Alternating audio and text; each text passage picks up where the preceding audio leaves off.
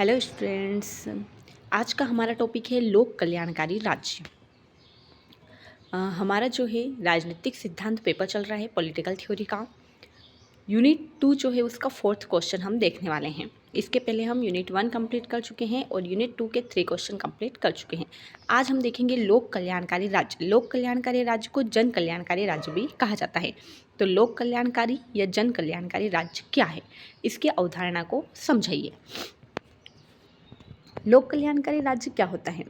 तो लोक कल्याणकारी राज्य से तात्पर्य है एक ऐसे राज्य से है जो जनता के कल्याण के लिए कार्य है। नाम से दिख रहा है लोक कल्याणकारी राज्य, मतलब कि लोगों के कल्याण के लिए कार्य करना। एक ऐसा राज्य जो लोगों के कल्याण के लिए कार्य करता हो, जनता के कल्याण के लिए कार्य करता हो, तथा जो अपनी सभी नागरिकों को न्यूनतम जीवन स्तर प्रदान करना अपना अनिवार्य उत्तरदायित्व समझता है। मतलब कि जो राज्य जो जितने भी अपने नागरिक हैं उनको न्यूनतम जीवन स्तर प्रदान करना अपना जो है अनिवार्य उत्तरदायित्व समझता है। लोक हितकारी राज्य प्रत्येक व्यक्ति को आर्थिक, राजनीतिक और सामाजिक क्षेत्र में समान अवसर प्रदान करता है। उसकी साधारण आवश्यकताओं की पूर्ति की जाती है। मतलब कि राज्य के अंदर जो भी नागरिकों को ज़रूरत है ना, उनकी पूर्ति करना ही लोक कल्याणकारी राज्य कहलाता है। ग्रीक के अनुसार राज्य को निरंतर सत्य की रक्षा करनी चाहिए, व्यक्तियों के नैतिक जीवन का पथ प्रदर्शन, शुद्धि तथा नियंत्रण करना चाहिए। आज लोक कल्याणकारी राज्य का योग है। लोक कल्याणकारी राज्य इस युग को कहा जाता है जो कि मानव जीवन के प्रत्येक पहलू से संबंधित हो तथा उसके विकास के लिए प्रार्थना करता हो। मतलब कि मानव जीवन के विकास के लिए वो प्रयास करता हो और जो है उसमें सहयोग करता हो, वही राज्य क्या कहलाता है? लोक कल्याणकारी राज्य। कि प्रत्येक व्यक्ति के, प्रत्येक नागरिक को ध्यान में रखकर जो है वो कार्य करता हूँ। अपने बदले हुए परिवेश के कारण राज्य के कार्य क्षेत्र में निरंतर विस्तार होता जा रहा है। जीवन का शायद ही ऐसा कोई पहलू हो जो कि राज्य के क्षेत्र से अलग हो। अब लोक कल्याणकारी राज्य की परिभाषा देखते हैं। तो लोक कल्याणकारी जो राज्य है उसकी परिभाषा दी है प्रोफेसर लास्की ने। प्रोफेसर लास्की ने कहा है कि कल्याणकारी राज्य लोगों का वह संगठन है जिसमें कि सबका सामूहिक रूप से हित हो। क्या कहा है? प्रोफेसर लास्की ने कहा है कि कल्याणकारी राज्य लोगों का वह संगठन है जिसमें कि सबका सामूहिक रूप से हित हो। बहुत ही अच्छी और बहुत ही सरल परिभाषा दी है लास्की ने कि सभी लोगों का सामूहिक रूप से, मतलब कि एक ऐसा राज्य जिसमें सबका हित हो, उसे ही बोलते हैं हम लोक कल्याणकारी राज्य। पंडित जवाहरलाल नेहरू ने भी इसकी परिभाषा दी है। उन्होंने कहा है कि लोक कल्याणकारी राज्य वह राज्य है जो सबके लिए समान अवसर प्रदान करता है ना। लोक कल्याणकारी राज्य वो राज्य है जो सबके लिए समान अवसर प्रदान करता है, धनवानों व निर्धनों के बीच में अंतर नहीं करता है। मतलब कि अंतर को मिटाता है। जो अंतर है धनवान और निर्धन के बीच में जो अंतर है वो अंतर को मिटाने का कार्य करता है तथा लोगों के जीवन स्तर को ऊपर उठाकर उनके सुख और समृद्धि की ऐसी व्यवस्था करे जिससे अधिकांश लोग सुख एवं शांति का अनुभव करें। ये किसने कहा है? पंडित जवाहरलाल नेहरू ने कहा है। परिभाषा दी है लोक कल्याणकारी राज्य की। अब हम देख लेते हैं लोक कल्याणकारी राज्य की विशेषताएं क्या है। मतलब कि क्या क्या करना चाहिए लोक कल्याणकारी राज्य के अंदर, क्या चीज़ें होनी चाहिए। तो सबसे पहला है राजनीतिक सुरक्षा। कल्याणकारी राज्य में सभी व्यक्तियों का जीवन सुरक्षित रखने के लिए, है ना, सबसे जरूरी क्या है? नागरिकों के लिए सबसे जरूरी क्या है एक राज्य के अंदर? तो वो है सुरक्षा। तो ये राज्य का उत्तरदायित्व है कि क्या किया जाए, सबके जीवन, व्यक्तियों के जीवन को सुरक्षित रखने के लिए पुलिस आदि की व्यवस्था की जाए। शासन का यह प्रथम कर्तव्य होता है कि वह कानून और व्यवस्था बनाए, कानून बनाए रखे। कानून की व्यवस्था करना जो है वो राज्य का, लोक कल्याणकारी राज्य का एक प्रमुख कर्तव्य क्या है? राजनीतिक सुरक्षा, लोगों की सुरक्षा। दूसरी विशेषता क्या है? लोकतांत्रिक शासन व्यवस्था। जो शासन है वो कैसा होना चाहिए? लोकतांत्रिक होना चाहिए। तो कल्याणकारी राज्य के लिए आवश्यक है कि वहाँ की जो शासन व्यवस्था है वो लोकतांत्रिक होनी चाहिए। जनता के निर्वाचित प्रतिनिधियों का शासन हो और नागरिकों के विचार एवं अभिव्यक्ति की पूर्ण स्वतंत्रता हो। मतलब कि लोक कल्याणकारी राज्य वही राज्य कहलाएगा जहाँ का जो शासन व्यवस्था है वो लोकतांत्रिक होनी चाहिए, मतलब कि जनता द्वारा निर्वाचित होने चाहिए। तीसरी, लोक कल्याणकारी जो राज्य हैं उनमें लोक कल्याण की भावना होना। तो शासन का मुख्य उद्देश्य क्या होना चाहिए? लोक कल्याण करना होना चाहिए। शासन के कार्य इस प्रकार से संपादित होने चाहिए कि जनता का हित एवं कल्याण हो। तो लोक कल्याण। चौथा है विश्व शांति में विश्वास। जो कल्याणकारी राज्य होता है वो शांति में विश्वास करता है ना, विश्व शांति में। वह सभी पड़ोसी देशों के साथ मित्रता स्थापित करता है, प्रयास करता है कि सबके साथ क्या हो, मित्रता बनी रहो, युद्ध ना हो, विश्व में शांति बनी रहो, है ना। तो वो क्या है? लोक कल्याणकारी राज्य है। पांचवा, आर्थिक सुरक्षा।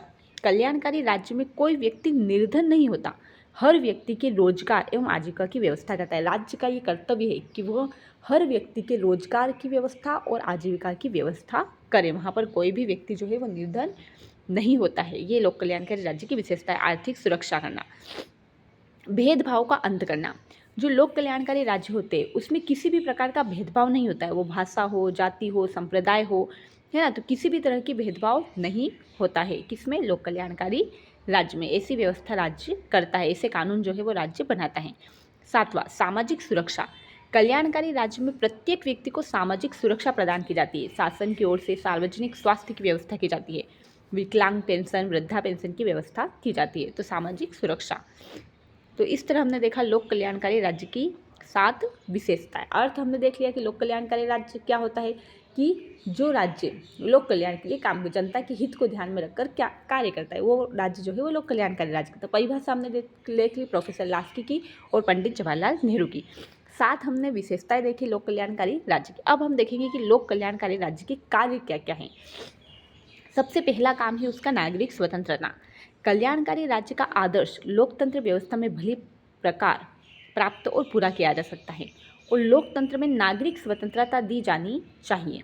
राज्य को चाहिए कि वह अपने नागरिकों को विचार, अभिव्यक्ति, विश्वास, धर्म, मतलब कि बोलने की, है ना, कार्य करने की, जो भी तरह से क्या है स्वतंत्रता हो, नागरिकों को अपने विचारों को रखने की स्वतंत्रता हो, अभिव्यक्त करने की, भाषण देने की, मतलब कि जो नागरिकों के विचार हैं वो अपने विचार रख सके। तो नागरिक स्वतंत्रता, तो कि नागरिकों को पूरी तरह से क्या होनी चाहिए, स्वतंत्रता होनी चाहिए। रहने की, आने जाने की स्वतंत्रता, कहीं पर भी रहने की, व्यवसाय करने की स्वतंत्रता, रोजगार करने की स्वतंत्रता। तो पहला जो है नागरिकों को क्या होना चाहिए, स्वतंत्रता मिलनी चाहिए। दूसरा कार्य क्या है, अंतर्राष्ट्रीय कार्य। राज्य को देश के अंदर ही नहीं, राज्य के बाहर अर्थात अंतर्राष्ट्रीय क्षेत्र में भी ऐसे कार्य करने चाहिए कि अंतर्राष्ट्रीय क्षेत्र में शांति, सहयोग और सद्भावना की स्थापना हो सके। लोक कल्याणकारी राज्य का मतलब सिर्फ ये नहीं है कि वो देश के अंदर ही कार्य करे, उसे देश के बाहर भी जो है वो शांति बनाए रखने के लिए कार्य करने चाहिए, जो है मित्रता करनी चाहिए, दूसरे राज्यों के साथ संबंध बनाने चाहिए। तो इस तरह से अंतर्राष्ट्रीय कार्य भी उसे करने होते हैं लोक कल्याणकारी राज्य को। समाज में व्याप्त बुराइयों को दूर करना लोक कल्याणकारी राज्य का एक कार्य है कि जो भी समाज में विभिन्न प्रकार की जो बुराइयां फैली हुई हैं, जो भेदभाव है, धार्मिक कट्टरता है, जातिवाद, जो जिस भी तरह की जो बुराइयां है उनको दूर करने का प्रयास करना चाहिए। ये राज्य का क्या है, दायित्व है, कर्तव्य है, कार्य है। अगला है यातायात एवं संचार उपलब्ध कराना। लोक कल्याणकारी राज्य का कार्य है कि राज्य के अंदर यातायात की व्यवस्था करना, संचार के साधन उपलब्ध कराना, सड़क बनाना, रेल मार्ग, जल मार्ग, वायु मार्ग, इन सब की व्यवस्था करना, डॉक्टर, टेलीफोन, रेडियो आदि का प्रबंधन करना। तो इस तरह से कार्य करना जो है वो यातायात एवं संचार का उपलब्ध कराना भी जो है वो लोक कल्याणकारी राज्य का कार्य होता है। सार्वजनिक स्वास्थ्य की व्यवस्था करना, लोगों को महामारियों एवं अन्य संक्रामक रोगों से बचाना, इसके लिए अस्पतालों का खोलना, विभिन्न रोगों की रोकथाम के लिए राज्य विशाल अभियान चलाना। तो इस तरह के कार्य भी जो है वो लोक कल्याणकारी राज्य को करने चाहिए।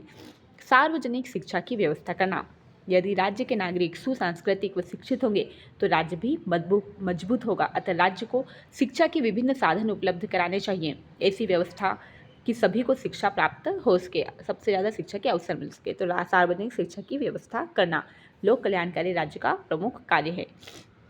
आर्थिक विकास करना, राज्य का न केवल व्यक्ति की आर्थिक सुरक्षा करना अपितु राज्य के आर्थिक विकास हेतु समुचित कदम उठाना भी लोक कल्याणकारी राज्य का कार्य है। कृषि सुधार करना, व्यापार नियमन, मुद्रा निर्माण, नापतोल की व्यवस्था, सिंचाई हेतु नहरों का निर्माण करना, प्राकृतिक संसाधनों का विकास करना, संरक्षण करना, इस तरह के कार्य भी जो है ताकि राज्य जो है वो अपनी वृद्धि कर सके, विकास कर सके। तो ऐसे कार्य करना भी लोक कल्याणकारी राज्य का कर्तव्य है, दायित्व है। फिर व्यक्तियों को आर्थिक सुरक्षा प्रदान करना, राज्य का प्रमुख कार्य लोगों को पूर्ण आर्थिक सुरक्षा प्रदान करना है।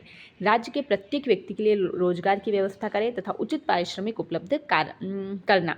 इसके अतिरिक्त वो मजदूरों को शोषण से बचाए, इसके लिए मजदूरों के काम के घंटे निश्चित करे तथा काम करते समय सुरक्षा की व्यवस्था करे। तो इस तरह लोक कल्याणकारी राज्य की कुछ विशेषताएं भी होती है और कुछ दायित्व मतलब कि कार्य कर्तव्य भी होते हैं।